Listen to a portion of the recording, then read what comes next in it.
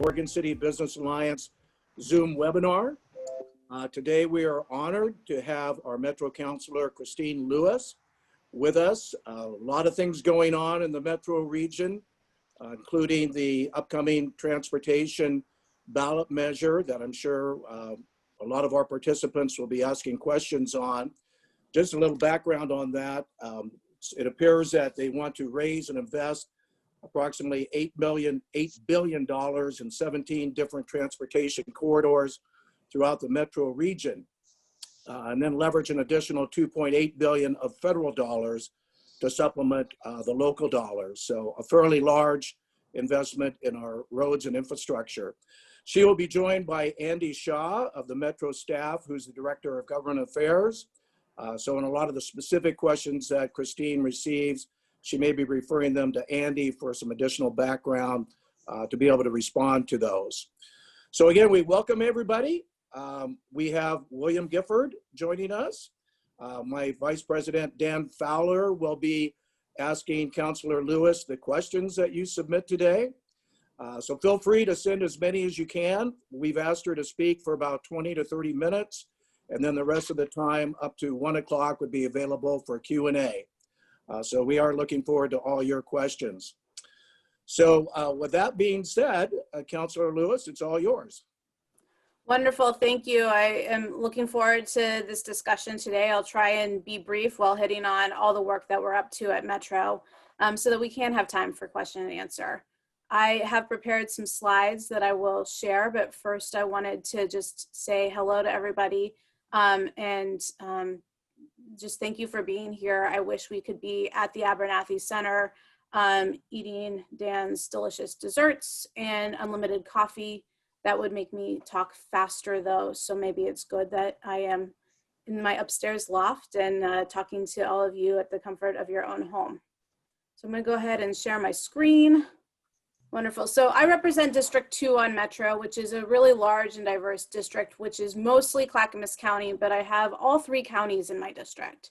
I've got a little tiny slice of Washington County, a little bit of Multnomah County, but the bulk of Clackamas County that is in Metro. So I represent communities as diverse as Happy Valley, Lake Oswego, and West Lynn, to Oregon City and unincorporated areas in Gladstone and Milwaukee. So when we are meeting in person, I spend a lot of time on 205 and on 99 and 43. One of the things I wanted to touch on is the fact that we are in these unusual times, and that's meant a lot of things have changed at Metro. So despite the fact that the presentation I'm going to go over today covers a lot of our core services that we are providing through this triple crisis, this crisis of public health, the economic freefall we're all in, and the reckoning of kind of the times and social movements. We have had significant changes in our visitor venues. There's no tourism. There's no folks coming to town for conventions. So as the owner and operator of the Convention Center and the Expo Center, we've gone through a lot in the past 5-6 months, not unlike what you've gone through as business owners. And of course, we are the government that has our state zoo. So the Oregon Zoo was closed for many weeks, and we were just able to reopen within the past month. And we've spent a lot of time making sure that we are COVID aware and that is something that families can do to get out of the house, meet animals, and just experience some time together safely outside. So those are not part of my slides, but just to kind of share this perspective that this has affected Metro to its core. And there is a little bit of bright light in that we've got the zoo having reopened. It is timed entry, so buy your ticket online ahead of time so that you can ensure that you're able to enter with a small cohort that will be socially distanced and wear your mask. So what will I talk about today? I've got an agenda to let you know a little bit about Get Moving 2020, our transportation measure. I've been prepped ahead of time by President Ziegler to touch on House Bill 2001, to talk about urban growth boundary and our work for expansions, the affordable housing and housing services work Metro has taken on in the past few years. And I have an update on the Metro South recycling and transfer station located in Oregon City. And again, I'm hoping to just scratch the surface on some of these and can talk more in depth during question and answer. This slide, I've been on the road at city councils and at civic groups for 18 months presenting this exact same slide. It's time to get moving. Together, we need to shape a successful measure that's going to prepare our future so that we can have a bold transportation investment that confronts climate change while get people out of the congestion that we all experience and make sure that we're doing it through a lens of racial equity. I had to pick something up in Hillsborough about a month and a half ago, and you wouldn't know that we had people working from home. You wouldn't know that we had had this change societally by the amount of time that I spent stuck at about 6 miles an hour on the highway. So despite the fact that we have gone through what we have, we still have the fundamental challenges of congestion, of safety, and of being behind and not having invested in our infrastructure as a region. Metro is a regional government. We've got 3 counties and 24 cities, and our work is to make sure that we are planning so that you don't cross a jurisdictional boundary. You don't go over a county line or move from one city to another and go from a 1-lane road to a 6-lane road and then cross another line and go back to a 1-lane road. We want to have continuity. And that's the work of planning, but it's also the work of investing and investing in our communities. So starting in the beginning of 2019, we started to build the plan. We had a 35-member task force that met 22 times over the 16 months to shape the plan. We had 19,000 community conversations or online polls or points of contact between the public and Metro that helped us inform the investment priorities that we as a region need to make. And we were able to do a lot of this work with the assistance of community partners so that we were reaching out and getting feedback in 11 different languages. One of the last meetings I was able to attend before we all started spending our time at home and not in large groups, I was at the Harmony campus and was able to talk to folks who were speaking through translators. And I believe there were 6 different languages in that room. So we've gotten both deep and broad input into our plan. And the picture you see here up top, that is last December's meeting to vote on the initial framework for the investment corridors that were going to rise. And you see that we use the red, yellow, green card process for voting. And you see all those green cards. And that represents a lot of work that was done to get folks from very different, dramatically different viewpoints to the point where they were able to say yes to the same set of investments. You had the downtown Portland folks who just cared about getting more access for their bikes. And you had the folks from Clackamas County who said, we need to build a new road that connects Clackamas to the Columbia corridor that is basically putting new asphalt in between Happy Valley and Gresham. So all of those folks got to the place where they were able to raise green cards, and that was pretty monumental in the process. So again, why do we need this? We all experience it. Our congestion is 14th worst in the nation. We have 500,000 new residents that we can expect or anticipate in the next 20 years in the region. And 2,000 babies are born and people move to the region each month, and that's from 2018. So as we continue to accelerate our growth, we have to make sure we're planning for it. This plan is 17 connected corridors, building off of our model of regional centers, making sure that we are touching every side of our metro district, all the way from Forest Grove to Gresham. We get up to North Portland and down to Oregon City.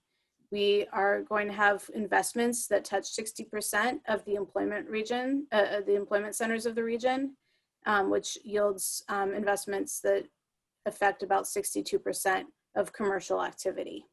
So on this map, you'll see Clackamas County has a few corridors. You've got the Highway 43 and 99E McLaughlin. You've got the bottom part of 82nd. Highway 212 Sunrise, a major priority for Clackamas County over the years, so the next phase of that. And then one I already touched on, C to C, Clackamas to Columbia, or 181st when you get up north. Clackamas does fairly well when you look at the investments. I've fought really hard to make sure that Clackamas gets its fair shake. And in fact, we are getting more than our fair shake when these investments go through. We're about 21% of the population within Metro, but removing the Southwest Corridor, which touches all three counties, Clackamas County investments are about 29% of the investments of this measure. So making sure that as the region grows, this part of the region that's been left behind, but also can anticipate much growth, particularly in the Happy Valley area, making sure that we are getting our fair share. The McLaughlin Corridor, since it's the one that touches Oregon City, wanted to do a little bit of detailed dive.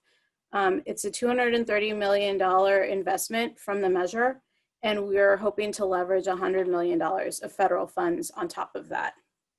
It's more than 6 miles of safety improvements, and those measures include safe and marked crossings, more lights, and some street design that will help prevent fatal crashes. We will also see investments in the Trolley Trail Bridge and the Gladstone Downtown Portland Avenue, 205 ramp improvements. That includes the dual turn lanes, where so many times I go through 3 cycles and I'm still sitting there like click, click, click. And then the Willamette Falls Bike Ped Plan will become a reality under this measure's investment. Additionally, Sunrise will receive $240 million of investment building the road of the future. Highway 43, $70 million, and C to C, the Clackamas portion of that investment, is over $70 million. So overall, this package is 115 to 120 miles of roadway improvements, 60 miles of planning, 25 to 30 miles of new dedicated bus lanes, 260 new transit priority signals. The transit priority signals make sure that you're not just sitting there at the red light stuck behind the bus that's been there through the whole light cycle, and that they've opened their door again. Get those buses moving, get people moving through transit faster, but also get cars moving not behind the bus. And then 11 new miles of MAX lines of the Southwest Corridor, going all the way from Bridgeport to OHSU to downtown Portland. We'll also be investing in safer roads and sidewalks. In 2018, 35 pedestrians were killed in incidents with motor vehicles, and 51 people were seriously injured in this region. 512 individuals were seriously injured in crashes, traffic crashes in the metro area in the same year. And traffic congestion is affected by crashes. About 40% of that congestion we see is caused by a collision or a crash. So making the road safer does help address that. We'll also be investing in 40 to 45 miles of new sidewalk, 280 safe marked crossings. I've already gone over those numbers, but down at the bottom, you'll see in the white box, safe routes to school, safety hotspots, and regional walking and biking connections.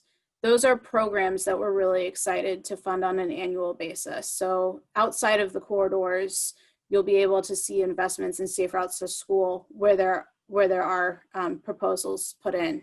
You'll be able to apply for safety hotspot funding as a jurisdiction or as a community that sees a problem area, even if it's not on the corridor, that investment will be available. And same with the regional walking and biking connections. We're going to do this work knowing that it's going to help jumpstart our local economy. We're hoping for over $2 billion of federal matching funds for these investments we're making locally.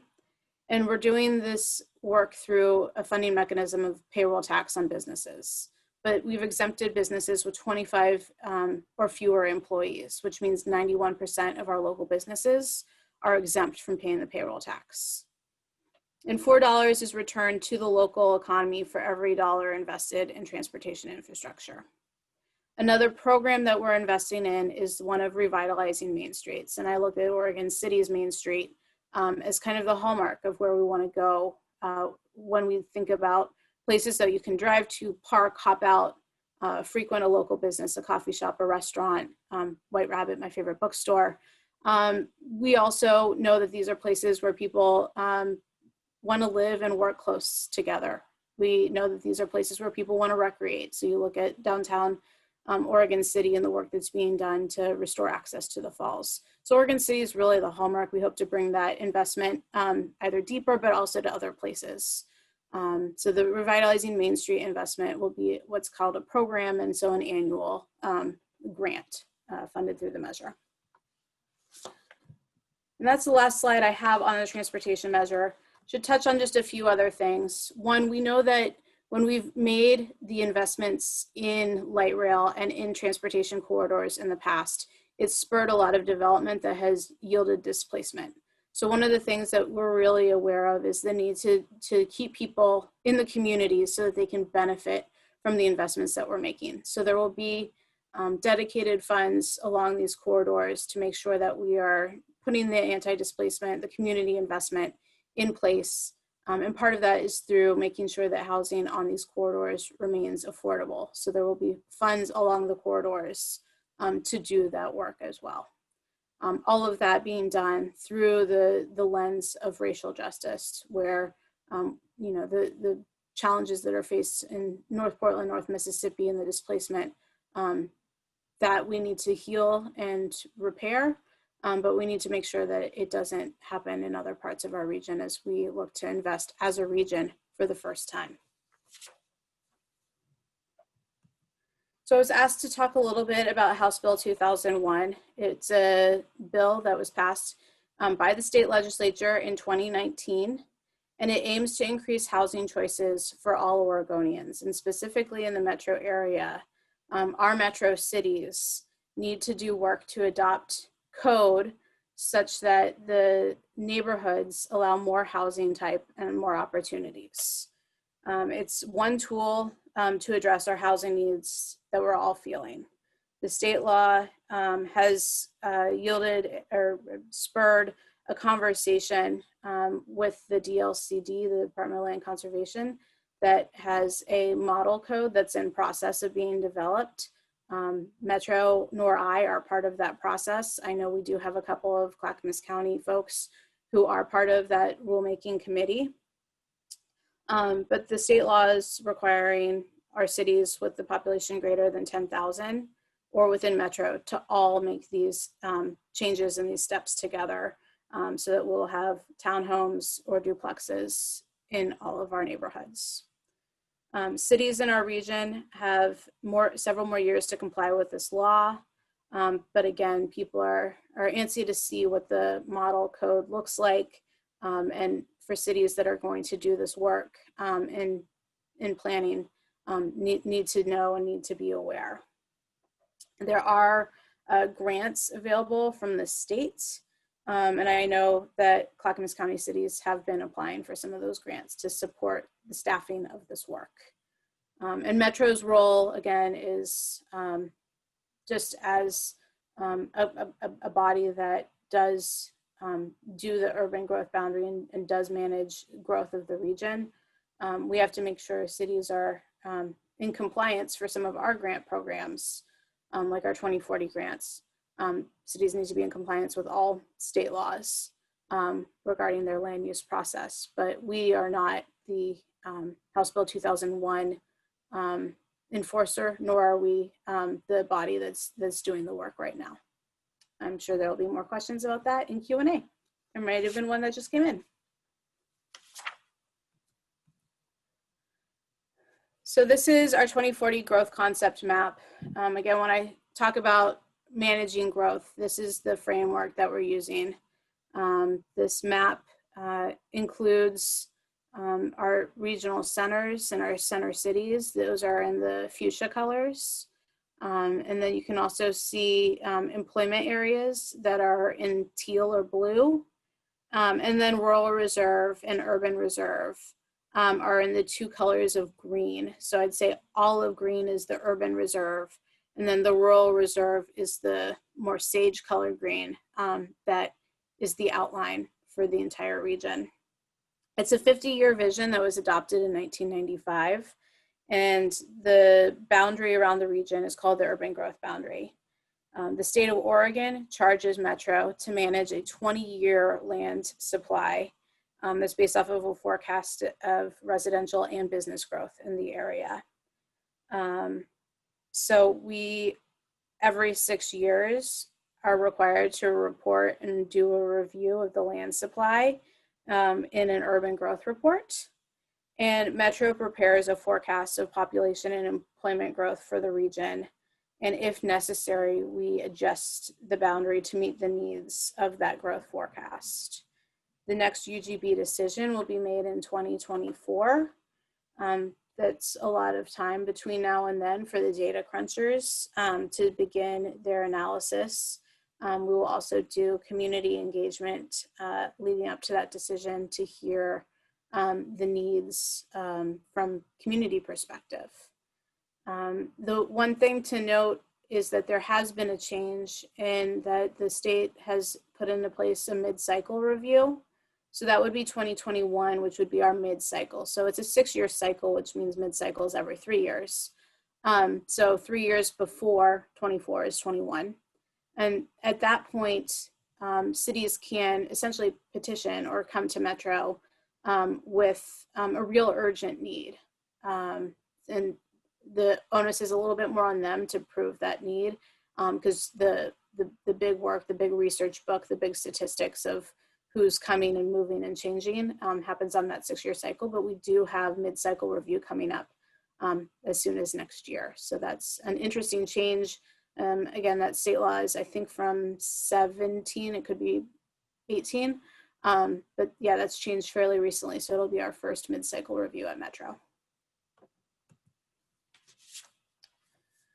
I wanted to talk a little bit about affordable housing and the work that Metro has taken on. This is new for us. It definitely speaks to the need to manage the region's needs for land use, for housing, as well as for the economic impact.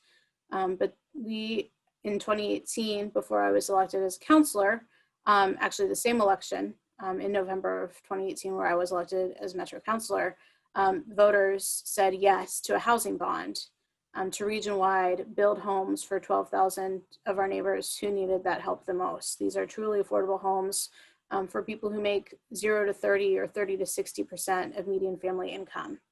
And we're making great progress towards our goals, and our bond goal overall for those 12,000 people means over 3,900 permanently affordable homes.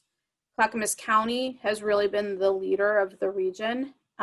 Just really want to underscore that Clackamas has done everything pretty much with or before the other jurisdictions. So there's 7 jurisdictions that are actually implementing the affordable housing bond.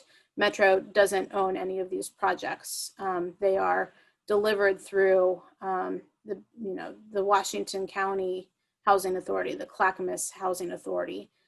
The really large cities have their own housing authorities. So places like Gresham and Beaverton and City of Portland have housing bureaus that are also able to do the work directly with these funds. But in Clackamas, for all of our jurisdictions, the work goes through the Clackamas County Housing Authority. But Clackamas County Housing Authority has been a leader. We had a pilot project in Gladstone. And then there was recently the first award of 3 projects from the RFP that went out earlier this year. The 3 project concepts in Clackamas County, one in Oregon City, one in Happy Valley, and another in unincorporated Clackamas. And the 3 projects together will total 413 units of deeply affordable housing. It's really big for Clackamas and for our section of the region. So as a companion to the bond passed in 2018, earlier this year, voters stepped up and said supportive housing services are something that we dearly need in the metro area if we are going to really confront our homeless challenges. We have this homeless services measure that is raising money for supportive housing for people experiencing homelessness.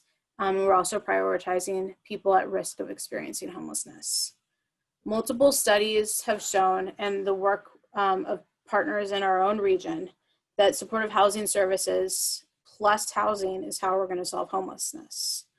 Metro's supportive housing services will provide case management, mental health care, addiction and recovery and treatment, job training, housing assistance. So that's both placement, but also keeping people housed, so retention services, and also culturally specific services, since we know there's such a disproportionate representation of particularly the Black and the Native communities on the streets. The work has already started with community leaders, and again, this measure passed in May, but we know there's no time to waste. We've got this crisis on our street every day, and we've got to make sure that we're moving quickly so that as soon as next year when the funds will start being collected, we're doing the work. And we've got community leaders and service providers sitting at the table, and Clackamas is ably and well represented to make sure that this measure, which definitely originated with advocates pushing. Metro actually took this measure. It was kind of the baton getting passed from advocates to us as a government. But we've done the work, and we're continuing to do the work to make sure that this measure is delivered in such a way that it works for all of our communities. What works in downtown Portland is not what Oregon City needs. What works in Oregon City is going to be really different than the challenges and the kinds of homelessness that are experienced in, say, Happy Valley. So this work is granular as much as it is big and broad in the funding. So we will keep you posted, but we're still at the point where we're delivering proposals for community to respond to and putting together our accountability mechanism. Sometime soon, we should be appointing our oversight committee to make sure that Metro and the county are in coordination, but also have citizen oversight. And then the last thing I wanted to touch on is the Metro South transfer station. Many of you are familiar, and if you've tried to go to Home Depot, sometimes it's hard to get into Home Depot because the traffic on the street is just an overflow lot from people waiting to get into Metro South. It's highly frequented and popular, which not many people can say about a metropolitan solid waste transfer facility. But we serve more than 250,000 self-haul and commercial customers annually. People who bring us their trash and their recycling, but also we've got folks who bring us their household hazardous waste, like paint, like things that they find in their garage from the previous owner, and it's liquid and it's kind of sludgy and they don't know what it is. Bring that to us in the household hazardous waste, and we'll dispose of it for you. It's also a collection point for residential organics. And we are able to do work in community through our community enhancement grant. And that's in partnership with the city of Oregon City to make sure that over $300,000 annually gets put back into communities. So as much as the traffic is annoying, it is a community asset. The key services average 800 loads a day. That's self-haul, and busy weekend days can be over 1,000 self-haul customers. In addition, we see 600 tons of commercial garbage come through every day, and that's from 30 trailers that go east to the gorge to the landfill every day, just through Metro South. So that's a lot of garbage. We've got challenges on the site. It's definitely a site that is well positioned, but we've outgrown it. We have these two competing uses, the commercial, the professional drivers coming in from picking something up in front of your house and needing it to get compacted and put into the trailer. And then we've got the self-haul folks.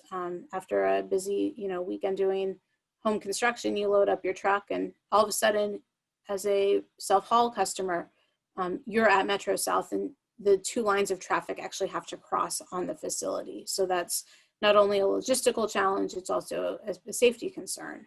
But we've outgrown the footprint of the site for the different and diverse needs that we're asking of it.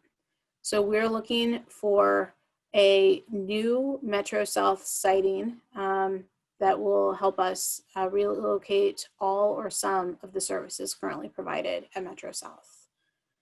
We have a siting area for our new facility that's based on demand for services. We know that we want to keep it in the South. And we have focused on this map. You can see that we are really prioritizing making sure that we're looking at the zoning that has allowed for the use. So that's the industrial and the different levels of commercial and mixed use. So we've got a team working on this project, and they've not only established the siting area and done the research on accessibility and transportation and zoning. They're also doing work with the community, starting to take polls, but also working with community partners and groups and putting together an advisory committee to make sure that we're hearing from folks not only where the new facility should be, but what services we provide, and what should move, and what new services might people want us to provide. We're doing a lot with commercial food waste in the region, and we don't have space for that at Metro South as it currently is.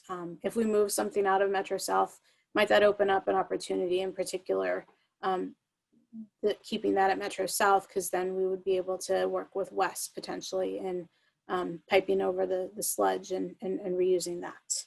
So we're also working on a siting project on the west side. Metro is working in Cornelius Forest Grove.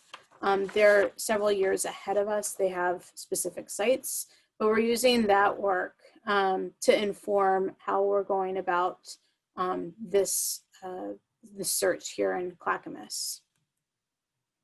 So we're expecting a new facility to be modern, efficient, innovative, and we are going to prioritize making sure that it's run in such a way that we're able to not only continue to be a good employer, but also incorporate elements of workforce training and apprenticeships to really make sure that we are providing opportunities as an employer in the region. We're going to prioritize the kind of investment that means that community partnerships for recovery and reuse, repair and education can be prioritized in this space, so that we're not sending full loads to the landfill without making sure that we're able to recover as much as what is reusable as possible. And then we've looked at a lot of the investments that have been made on the West Coast in the past decade, up in Seattle and Washington State, as well as a couple of the facilities that have been built in California. And we see that they've really modernized to include public art, recreation opportunities. I've seen pictures of one facility that has a basketball court for the neighborhood on part of their land. Landscaping, just to make sure we're a community asset.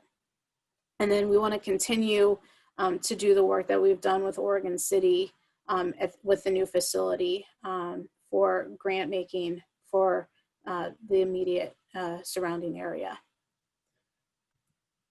So with that, I will stop sharing my screen, although pause just for a second. That's how you can reach me if you want to talk more or at length. That's how you can reach me. I'm your counselor, and happy to have more conversation and to be in dialogue with any questions you might have. The other area I didn't talk about much today was our parks. And I'm happy to touch on that in question and answer as well.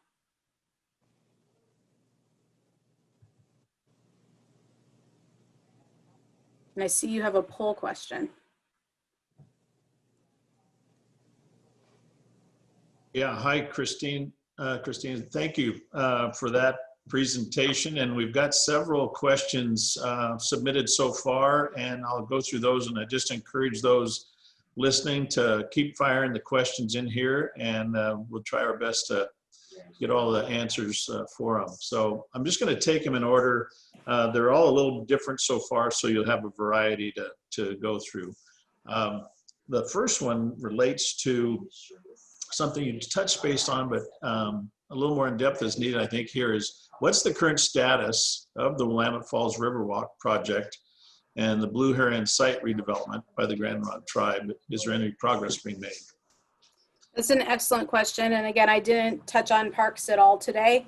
And that's a program that we are working on through our parks investments. But Metro is one of 4 partners that is on the public agency side. And then obviously we have a new landowner. The other partners are City of Oregon City, Clackamas County, and the State of Oregon. State of Oregon has significant investment in the site as well.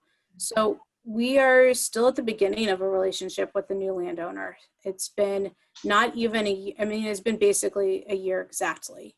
And we've done a lot of work that's not only relational, but also the original design and plan was in a set of phases.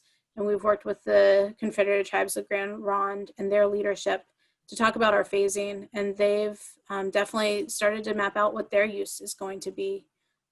So some of the work right now is in listening and learning. They have work they need to do for their plan and how they're going to use the whole site and how that's going to impact not only the Riverwalk development, but potentially the phasing. So the Confederated Tribes of the Grand Ronde have developed their own, I would call it an approach where we would build out part of the access earlier than originally anticipated.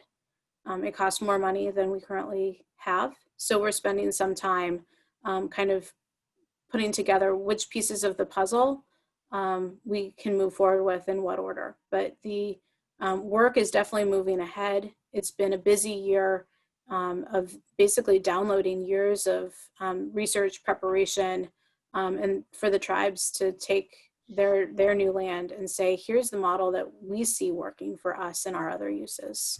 And we're meeting as partners with each other and with the tribes on a more than quarterly basis. And we'll be having our next meeting sometime in the next 2 weeks, I believe. So this is just a follow-up. It's not on the list here, but I run into people all the time and they say, well, when?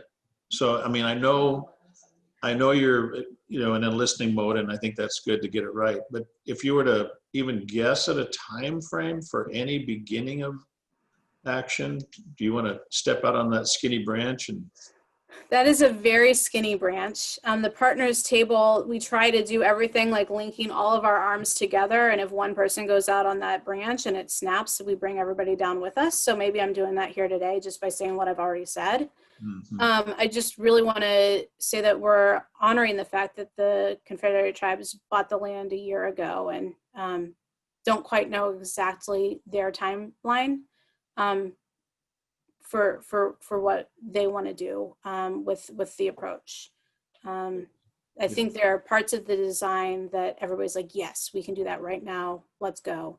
The problem is getting the construction equipment into that spot, getting people to that spot. So that's where we're taking a little bit more time. Good. Okay, well, it's the right time. Maybe we can have if not a Zoom, maybe an in-person update from the Grand Ronde tribe on their plans and more specifically around the Riverwalk. So we'll keep that in the future. Related question to that is there any progress being made on the National Heritage Site designation? It's a different angle on some of the same property. Yeah. That's a great question and I love it. So I do sit on the Willamette Falls and Landings Heritage Area Coalition. And the work there is truly exciting, making sure that we are dotting the I's and crossing the T's. And some of that involves tribal work. Some of that involves having brought in upstream communities that have not been part of the original focus area. But we've got great support from our congressional delegation, who of course will kind of take ownership of this. And the opportunity is not ripe in Congress right now, but from what I've heard, the framework that we have is been received positively by the appropriate parties, and it's something we can hope for in future sessions of Congress. And again, it's the Willamette Falls and Landings Heritage Area Coalition that has the most up-to-date information there. One of the other projects of that coalition is making sure that there's a welcome center. And so exploring the opportunities on either side of the river. One of the point areas is actually on for Willamette Falls is on the Westland side. So moving forward with as much as we can on that, while also exploring our other opportunities, some of which are on the Oregon City side. So every falls, every river has two sides, and we've seen a commitment and deep investment on the Oregon City side. As a Westland resident myself, I do hope that both sides can be involved and benefit from these investments. Okay. Well, we're going to switch to a different topic, which relates to housing. Question is, Oregon City leadership has indicated that they may restrict the supply of land for housing. They have taken other actions that have driven up the cost of housing. Can Metro exert any influence over these actions that are contrary to curing the severe housing shortage and reducing homelessness? So when there's a conflict maybe between local desires and Metro's plans, anything you can do? So this might be one where I phone a friend and ask Andy to help, but I do know that when we do our grant making through 2040 grant, that sort of thing, all jurisdictions need to be in compliance with the state law, but also with our Metro code.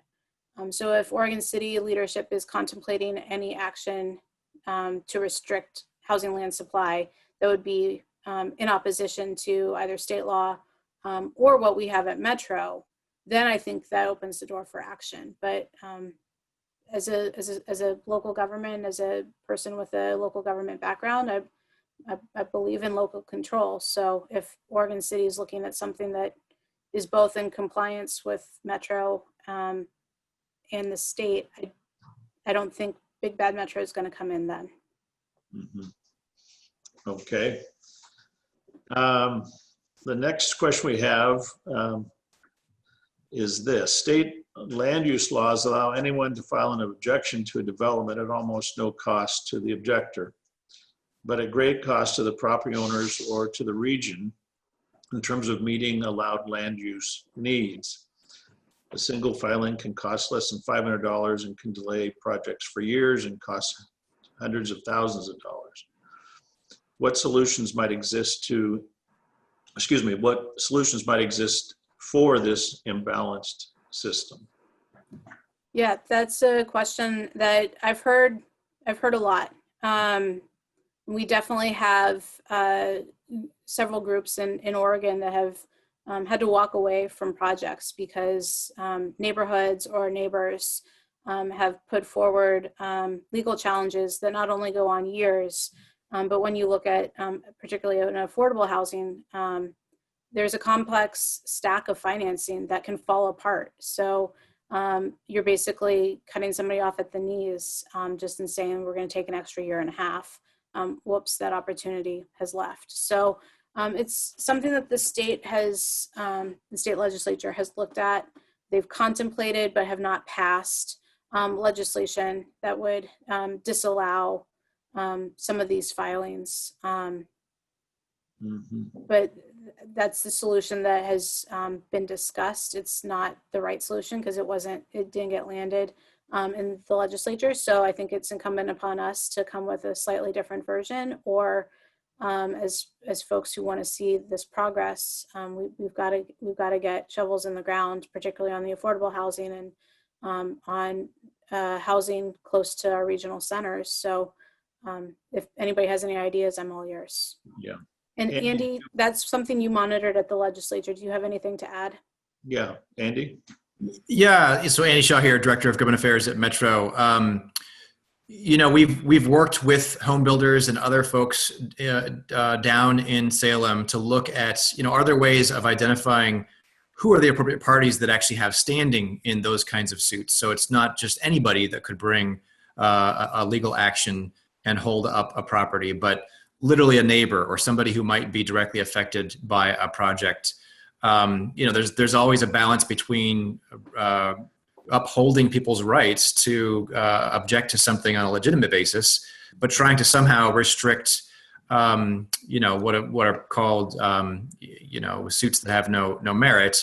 Metro certainly experienced this directly working on the Convention Center Hotel, where we had a party bring a series of lawsuits that had no basis in law or no merit, but they went through the process and slowed the process down significantly, and at some great cost. So we're very interested in finding ways to smooth the path to development, while also recognizing that it's a sort of a basis of our Constitution that people have the right to object to something and raise a legitimate concern. Yeah, I can relate. I'll just say that.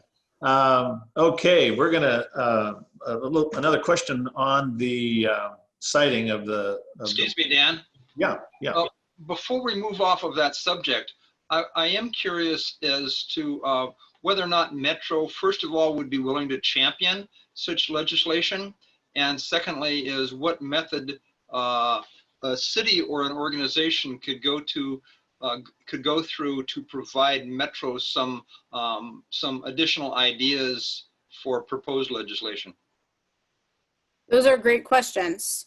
I do think that with the current council, I could find a large enough group that it could be a legislative priority. I'm not going to speak to the action of a future council. I will be getting new colleagues, at least two, only two. So I do think that's something that we could work on as part of our legislative agenda. And in terms of moving the idea forward, we have a committee called MPAC. Metro has lots of committees, but MPAC is maybe one of the two to remember. And we have representatives from across the region sit together on a regular basis and discuss items of regional concern. This would be one of them. Commissioner Lyle Smith currently sits on MPAC, so she has the ability to bring an agenda item forward. I'm a liaison to MPAC. I could suggest this as a discussion item for next year. That said, I think we would want to be ready before January if we would want to see it move in the next legislative session. So that's something that maybe we should start working on right away. Feel free to contact me or Andy. Well, it's not something I would be able to make happen myself. I would be happy to put together a small table to bullet point out where the failures of past legislation have come from and try and find solutions to those challenges involving the legislative leadership, developers, and frankly, we would need a neighborhood voice as well, because I know neighborhoods have struggled with developers. We want to make sure that we're open, we have ears to that. But you see this particularly abused with the neighborhood associations in downtown Portland, or I should say central Portland, not the downtown neighborhood. And the conversations happening there, let's also have it as a region and as a state. That's very hopeful. Thank you very much. Yeah. Thank you. Yeah, thanks, William. So the question is this, some in Oregon City are very concerned about the relocation of the site, the Metro garbage hauling site. The move endangers the community enhancement grant and moves the site from a larger population. It has been a discussion as to how to improve the existing site. Has that taken place, and what happens to the site if it's abandoned? Yeah, so great question. And something I should have clarified while talking earlier was that we haven't decided that we're moving the entire site. We could split the uses and leave commercial and move self-haul or reverse that. So what to do with an abandoned site? I don't think it's a foregone conclusion that this site is abandoned. I think it could just be repurposed as a different kind of municipal waste center. But in terms of investigating opportunities for site improvement, Metro hired a consultant before I got on council, but I've seen the report. I think it's from at least 4 years ago, where they identified more than 5 choke points that were pretty much unsurmountable given the parcel size. We investigated if we bought an adjacent property. There's really only one. Could we remedy some of those problems and make it workable? But that adjacent property is not for sale. So something has to give, and we will be moving something. I do hear loud and clear The support of the Community Enhancement Grant is big and significant for Oregon City. As you might know, I sit on the committee that receives those applications and makes the hard decisions every year. Lots of worthy applicants, lots of good work that not only meets our goals of economic vitality and restoration of the immediate area, but also just serves Oregon City residents broadly. So, you know, those funds and fees could be prioritized to not move. I'm not making promises, but that could be something that the community advocates for, so that we're moving the services that don't come attached with those fees, or some version of. Excuse me, Christine, would you be able to give a brief synopsis to our audience of those that might not be familiar with how that enhancement grant program works? Sure. So once a year, call for applications is open, loud and clear, and the grant is available to any organization that is applying as a nonprofit to do work in the Oregon City community, particularly in areas of economic vitality, of community stabilization, and the ethos of sustainability that we try and see at Metro as we're moving garbage and promoting recycling. Those grants come open once a year. They're reviewed by a committee that includes the Oregon City Commission, myself, and I believe it's three community members. Mr. Gifford sits on the committee currently. And we review and fund up until we run out of money, and we do it again the next year. The IGA between Oregon City and Metro is currently about to expire, so we could see changes in the future. With that being an annual program, I want to keep it an annual program. I want to see most of the tenants stay the same, but just know that the commitment of Metro to continue to work with Oregon City is there. My last comment on that, and then I'll shut up for a bit. Not long, but just for a bit. Oh, William, we know you too well. Any possibility of doing something with plastic recycling? Yes. Great. We have what we call innovation grants, and in our solid waste department, we obviously take some plastics, the easier to recycle ones that have a market close by. There are some kinds of plastics that are harder to recycle or don't have a market nearby, or make it really hard to sort out that type of plastic in the current configuration of sorting machines.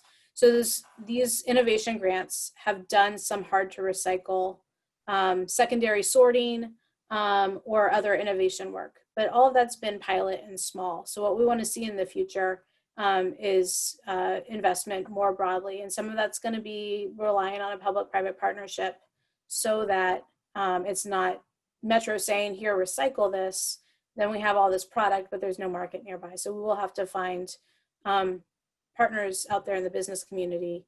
And when I say nearby, it doesn't have to be Portland. It would be great if it was the Portland metro area, but you know, some of our glass goes up to Washington State. So just, you know, a West Coast market needs to be there.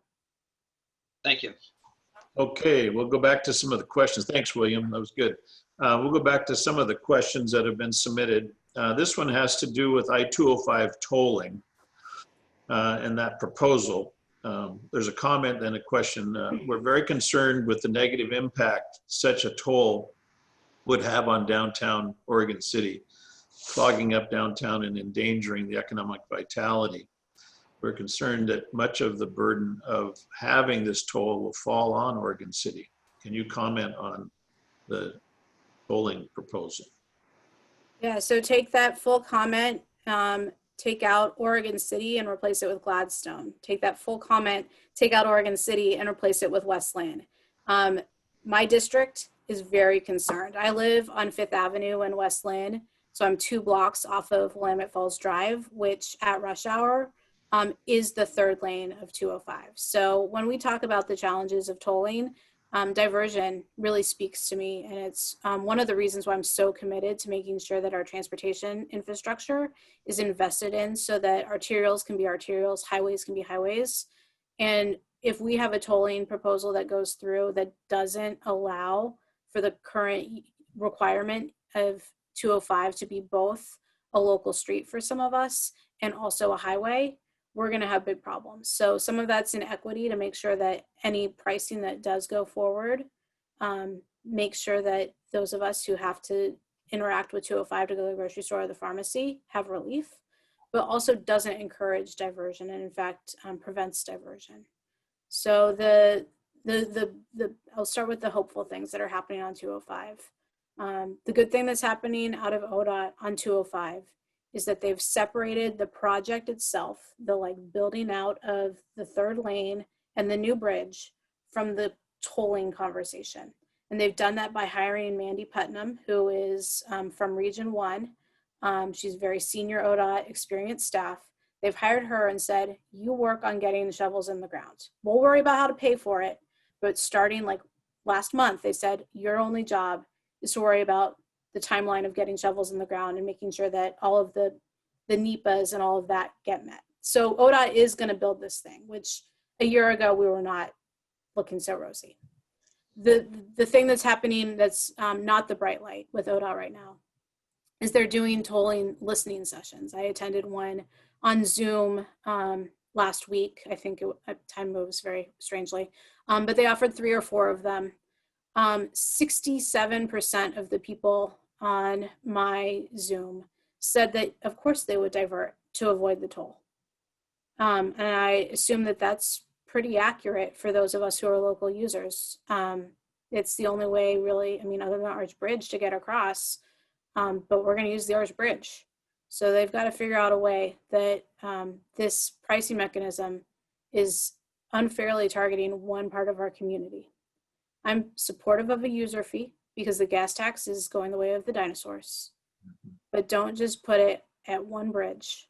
It's got to toll an entire system. And it's got to take into account system use. And frankly, they're looking at I-5. I like the scenarios that incorporate 205 broadly along with I-5. So I will do what I can to continuously beat the drum on diversion, and make sure that the plan has to go into effect considering local residents and our use of 205 to get to our near neighbors, to get to the grocery store and the pharmacy, as well as those who use 205 to get from Salem to Seattle. And yeah, they should pay. Yeah, Appreciate your fighting for this. Yep, thank you. That was good. We all pay our tolls when we go up in Seattle. Let's make sure we get a little bit back. Okay, anyway, I won't editorialize. I'll just ask questions. I will. The biggest concern, Counselor, the biggest concern that I have about those ODOT listening sessions, because I listened to them as well, is their sales pitch of tolls will reduce congestion. And that's their logic is you don't like congestion, then you have to have a toll. They're not explaining that the tolls don't reduce congestion. They just allow for the funding of mechanisms to reduce congestion. And it's really specious logic, the way that they're putting that together, my opinion. I'll push back a little bit. Variable pricing moves congestion. So if you have a variable pricing mechanism in place, I could look at my commute and I could say at 6:45, I'll pay $1. 30 minutes later at 7:15, I'll pay $2. I'm getting my butt out of bed. I'm paying $1. So I'm not causing your congestion at the peak of rush hour. But I am privileged enough to have the choice in my schedule. And I'm not, trying to drop somebody off at daycare before going to work where if I'm 5 minutes late, I'm docked. And, I'm a single person in a car, and that's like many of my neighbors, but ODOT is currently saying that the toll is going to pay for the new road or the new bridge. It's going to pay for congestion alternatives. And it's going to pay for the system itself. And let's start with paying for the system itself. That's expensive, and it's worth it, frankly, if we're going to have a big tolling system, but not if you toll one place. And then system alternatives. We got to get our public transportation in Clackamas County in line. And if tolling is going to help pay for that, great. But then you're also going to have to, as ODOT, find the money elsewhere to construct the 205 improvements that are needed tomorrow. So ODOT, go find that money now. Thanks. Yeah, I've always said we have adequate roads, it's just we all drive on at the same time, which is your point about variable pricing, so yeah. Okay, let's take another step, and if people have more questions about that, just fire them away. We've got a little more time here. So in terms of the Metro bond, is there flexibility in the project plans for the Metro bond?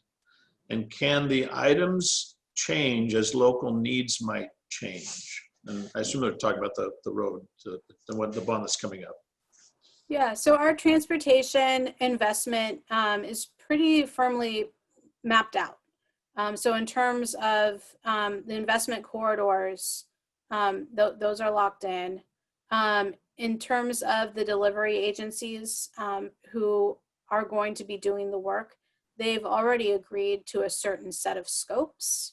In terms of will the crossing be lit on both sides? Will the crossing be at 13th Street or 18th Street? That level of detail is not necessarily planned for or agreed to right now. So if the community changes, that level of granularity can shift. But overall, we know how we're spending these capital dollars, and they're capital dollars backed by bonds, or projected to be backed by bonds. So that means we're pretty firm in how they're going to be spent. The programmatic dollars, so the programs I listed, like Main Street, the Safe Routes to School, all of those are done on an annual or a biannual basis. So that's where we're going to have the most flexibility as community needs emerge. That safety hotspot, I envision that to be we've had 2 traffic crashes, a fatality in this one spot last year. Boom, next year, here's your money, local jurisdiction, go find the remedy. Andy, anything that I need clean up on or more information? No, I think you have it exactly right. There are, by design, there are some areas where there's more community engagement to do to identify some specific treatments, but the corridors were pretty well established as the investment locations, and the projects are well defined. Okay. So back to transportation. Do we have any current data on the mix of vehicle volume between consumer cars, commuters, and business vehicles, commercial trucks, etc.? Is Metro trying to assess the possible permanent changes to car trips and commercial delivery volumes as our economy changes? We've all heard, in the future, there might be less, but, anyway, is that being looked at? To some extent it is looked at, and that's something that we do to predicate a lot of the investment in the regional transportation plan. The RTP was last updated in 2018. And I can say that we are, when we do our 2040 growth work, that analysis looks at the future economy. And we're definitely going to have to update our assumptions around commercial activity in terms of local delivery. In the past 12 months, I've had more deliveries from Amazon and Target and the like than in the previous decade of my life. And I think I'm along with most of my neighbors. So those changes are happening. And Andy, do you have anything to add other than through the RTP process, we can make those investments? And then we do have a small set of funds available to encourage municipalities to do the work on not the freight side, but moving people out of single cars. So single users could buddy up and do carpools, that sort of thing. We do have funds for that, but cities have to apply and do the work themselves. I would just add that we are working with ODOT to identify any current data that we can access to understand the mix of vehicles and the loads of vehicles. That can tell us what's going on the major highways, but it doesn't tell a big part of the story, which is we're seeing across the country big changes in local road use and also changes in time of day use. People traveling at very different times than they traveled before this COVID event occurred. We're also looking back historically at other events, both economic downturns, but also events that scared people from taking public transit, like 9/11, or events where someone used gas in a sarin gas or something like that in a metropolitan subway system, and you saw dips in usage, and how quickly did people go back to those transit systems, or did it shift choices in mobility? We're also looking at what kinds of workers have even that choice, that flexible choice to, if they can't drive now for whatever reason, if they're transit dependent and they're working in a job that requires them to be at a work site.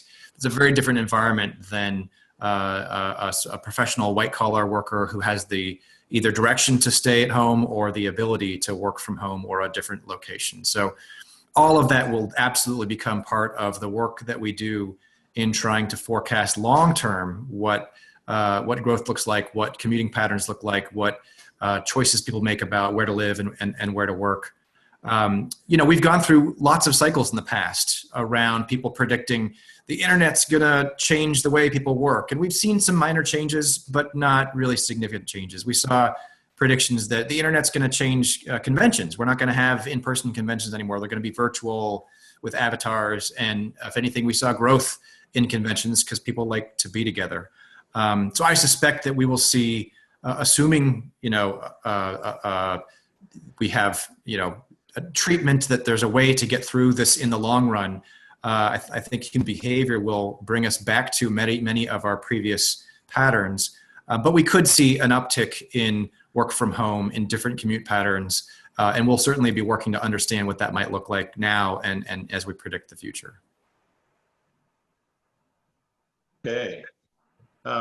There's a question here regarding homelessness. I was talking about a plan, but the real assumption here, and maybe you have some data or some thoughts about this, but in terms of light rail, there's a perception, and whether it's real or perceived, there's a perception that it proves to be a conduit for homelessness to migrate out to areas and maybe even beyond metro boundary. Do you know, or have you heard about that and have an opinion on that or comment on that? Yeah, I'll start by saying people across the metro region experience homelessness. In every single one of our communities, people lose their housing for a variety of reasons. Some of it is that they have experienced a financial crisis, and some of it is a personal or a societal breakdown. So people experience homelessness for all different reasons, but it also looks really different in every community.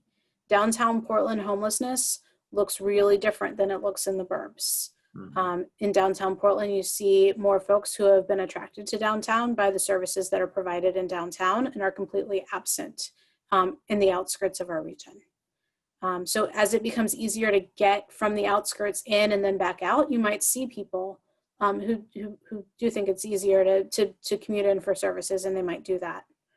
Or who want to get out of downtown, which is an untenable situation if you're tent camping with other people, to a park in the burbs where it might be just you.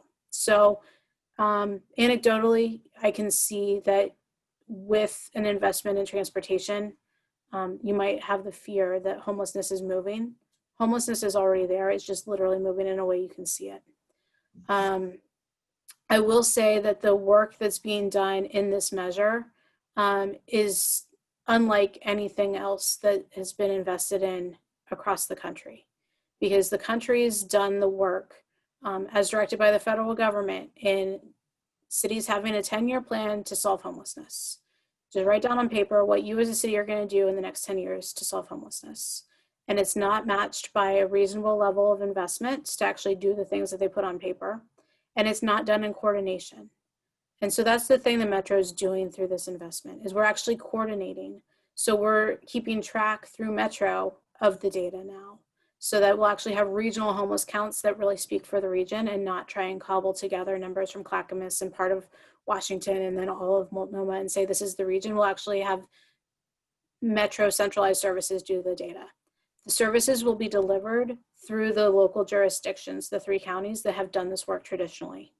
So we're not creating a second level of expertise or of double delivering these services. We're as efficiently as possible going to get the dollars through Metro and to the local government. And they're going to be at the adequate funding levels. We've historically seen when you take on a pilot, or we're going to, serve the veteran community, or whatever slice of the pie you take on, you throw the adequate amount of money at it and it works. Then you say, look, the model works. The model requires follow-up. So you've got to have the adequate number of people working in the system to not lose people, to have people fall back into homelessness. So that's why it's a big investment. But I do think that the work that was done in modeling, we should see in the next couple of years improvements in what is a failure of humanity, in my opinion, but also just a current blemish for government.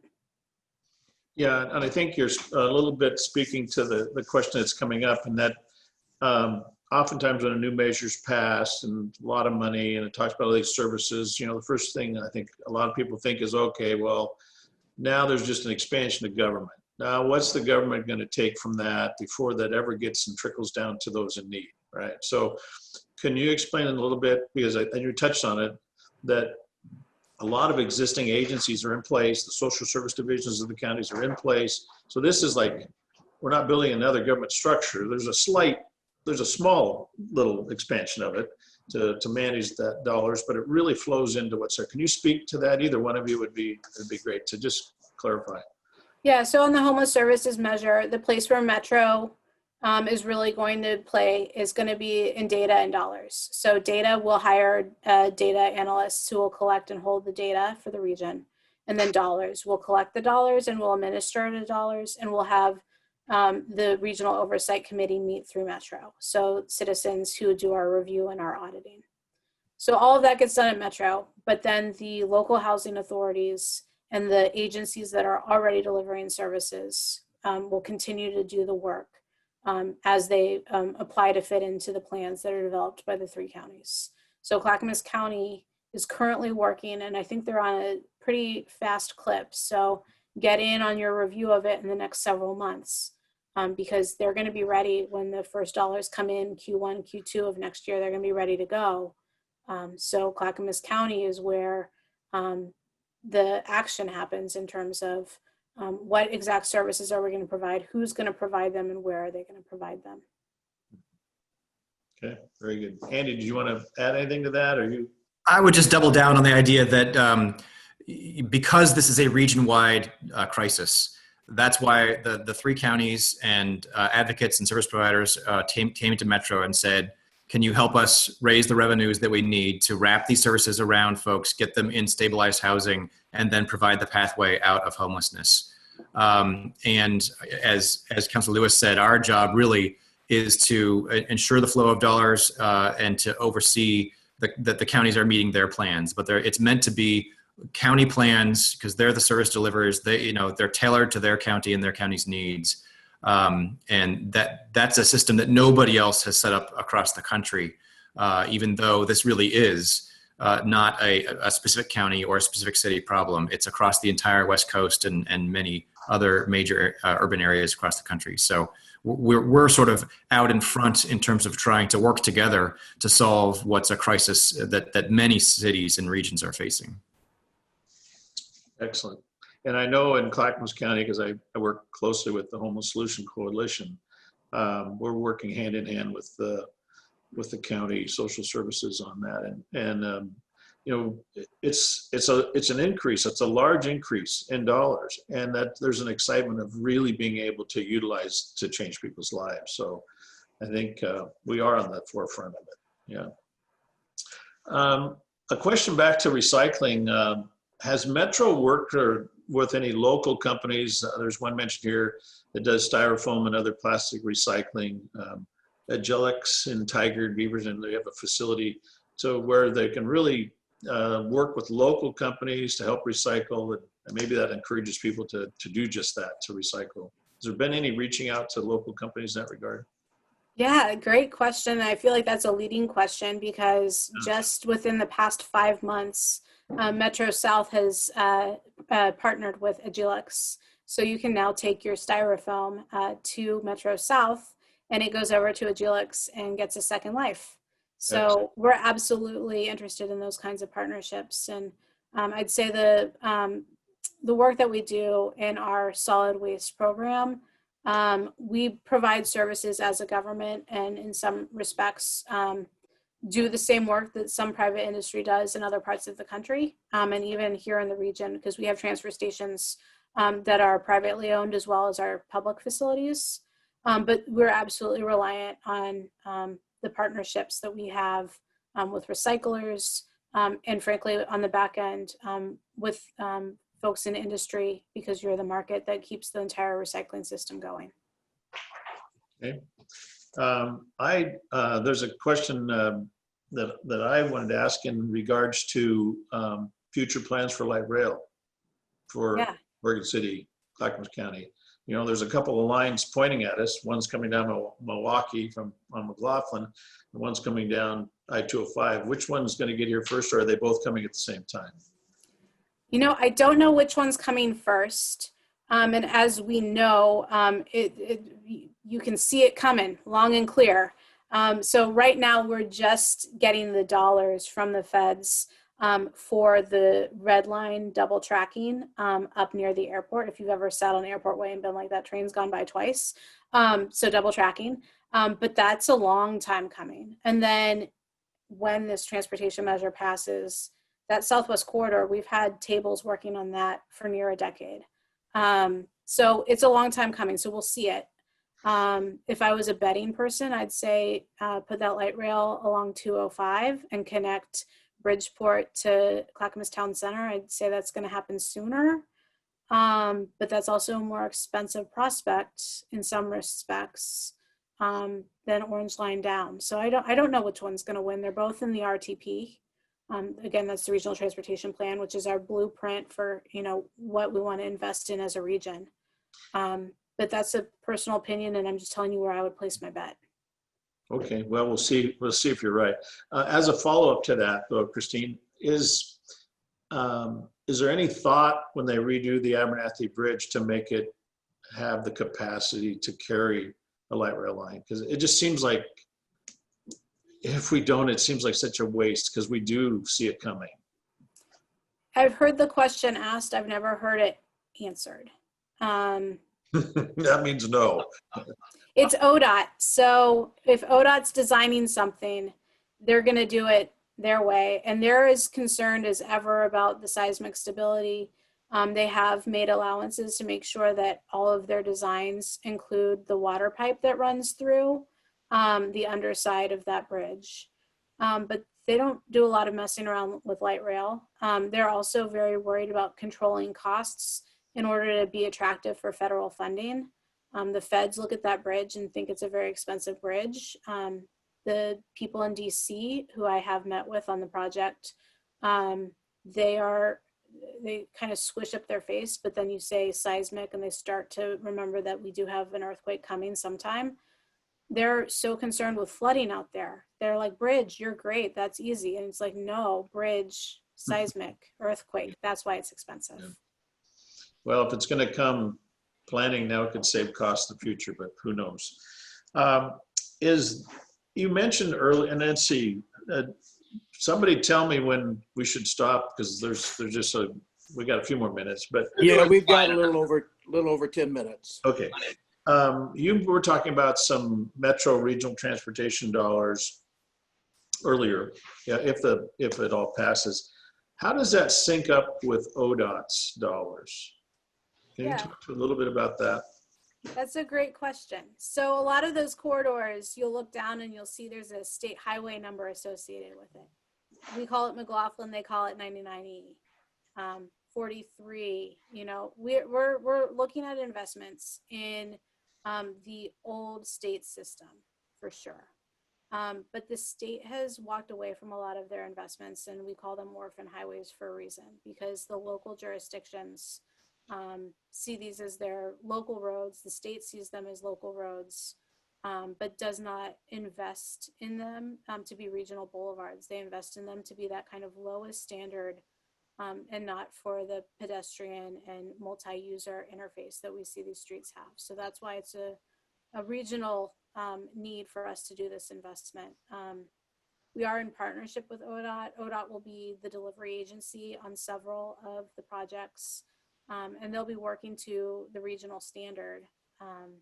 But in terms of funding, the work that gets done at the state legislature to direct ODOT's budget, every year there's an orphan highway bill, and legislators will go in and they will make their top priority one orphan highway, and they'll get half of it. So it's going to be a long time before all these orphan highways catch up if we don't do something about it. I would just add the connection to ODOT and state funding. Metro helped lead the advocacy effort in 2017 to get a transportation measure then passed. And this region, collectively, we were pushing for a much larger package than ended up passing. And some things like full funding for 205 got left on the cutting floor.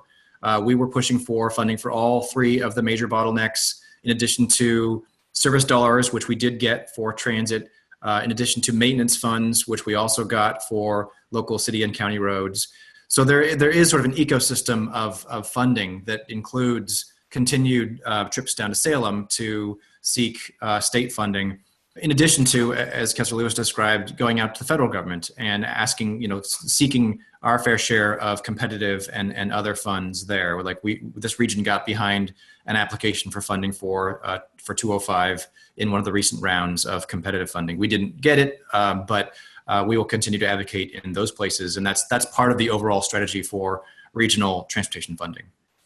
Is there any fear by Metro that if we pass a Metro transportation measure in this area, that the state will take Portland's proportional share away and spread it out elsewhere? In other words, we've got our own money. You don't need the state's. I don't think so. I think mostly the region that we're in includes enough other communities that they spread the money like peanut butter. It's equally kind of everywhere. And they would be doing great harm, say, to Hood River if they took it away from our region. Hood River happens to be a very swingy area with some pretty powerful legislators. So I think our regional appropriations would be, the harm there would be minimized. But that's just my perspective. And ODOT definitely knows how to hide money when they feel like it. That said, we have a great partnership with ODOT at Metro. So we generally see it when they're trying to hide something, and reverse happens as well. If we're doing something, ODOT calls us out on it. Christine, I was going to ask you a quick question. As we all have been watching the national news, Portland's been featured more often than not, and not for the reasons we'd like it to be. And I'm just kind of reading the internet headlines this morning as they're talking about up to 3 months now of nightly protests and riots. A number of businesses are looking to possibly relocate and reduce their footprint down in the Metro core area. In this one article I was reading, it said that Google has stopped construction of they're leasing 9 floors in the old Macy's building, and they've stopped construction of the improvements, and they blame it on the riots. And it lists a number of other companies that have already left Portland because of the riots. Is Metro taking a position with Mayor Wheeler on how the long-term impacts of this might be throughout our region? I don't believe we have a Metro position other than, I guess I should step back and say that Metro's values, we definitely have the values that Black Lives Matter. And we have also issued a letter that said, we as a region are tied to downtown Portland, whether you live in Hillsborough and Oregon City and try not to go downtown as much as possible, or if you live downtown, our futures are bound, because when, as you say, you read the front of the New York Times and it says Portland riots, that splashes out to us even in the rest of the region. So it matters to all of us what happens down there. And this past weekend was abhorrent. So the work that we are doing at Metro is not like the challenges that Mayor Wheeler faces. We did join in a letter that was signed by leaders from across the region, over 50, when the feds were taking to the street and actually, I think, escalating what had started to tune down. When the feds entered the scene, we saw re-energized protesters that came out by the thousands. So outside of that, I have not been working with Mayor Wheeler's office. Metro Council President Peterson has been working more closely with Mayor Wheeler. But the Metro position is that when you go back to the heart of what started all of this, Black Lives Matter. But as you say, I think we've seen riots that are not always tied back to where they started. Mm-hmm. I'd like to build on that just a little bit, if I could, please. Is that I was reading an article April of 2019 in the Oregonian, said that the population estimates from the U.S. Census Bureau show the metro area's population growth rate for 2018 was just 0.9%, which is half of what it was in 2016. And I know we're going to be getting census data again, and maybe this is more a question for your numbers geek, Andy. But if the population was going down then, that's even before the riots, if we continue to see drops in the population of the metro area, how is that impacting Metro's planning? Yeah, I'll look to Andy for the actual years and the numbers. But again, 2,000 people are born into or move to this region every month. How many are leaving?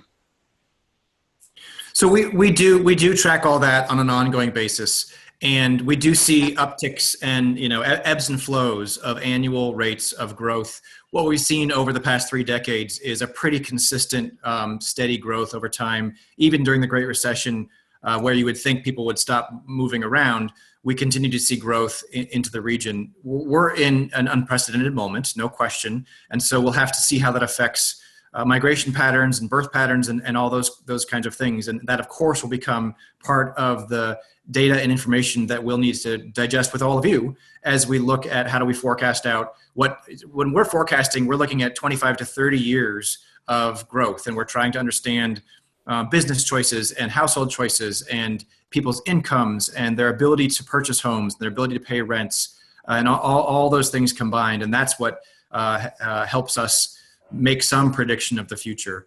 Our past predictions of population have been incredibly accurate when we do backcasting, when we look back at how we did.